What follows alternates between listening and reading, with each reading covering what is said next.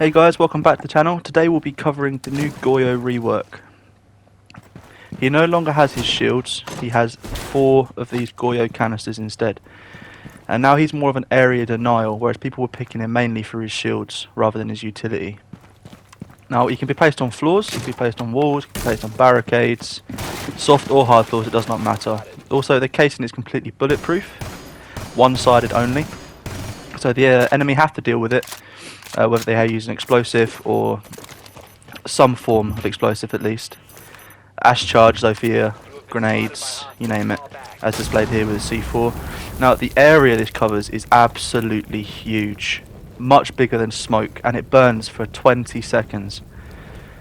It's ridiculous. I mean, I've struggled to find things to say about it. It's still burning. 20 seconds in, it's great for area denial. So yeah, on to some ways we can use him now. So now let's move on to some ways we can use the GOYO canisters to our advantage with barricades in mind.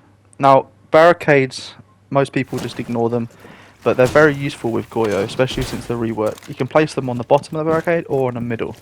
Now depending on where you place them will depend what happens with the canister. First I'll show you what happens on the bottom.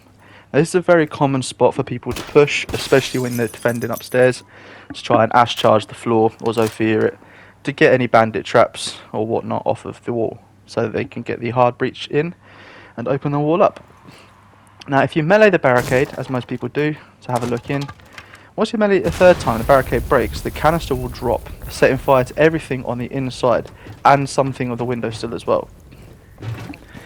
Now this will still burn for 20 seconds. It is a lot of area denial. Okay, granted they can still ash charge the floor, but this is great for stopping them rushing this objective.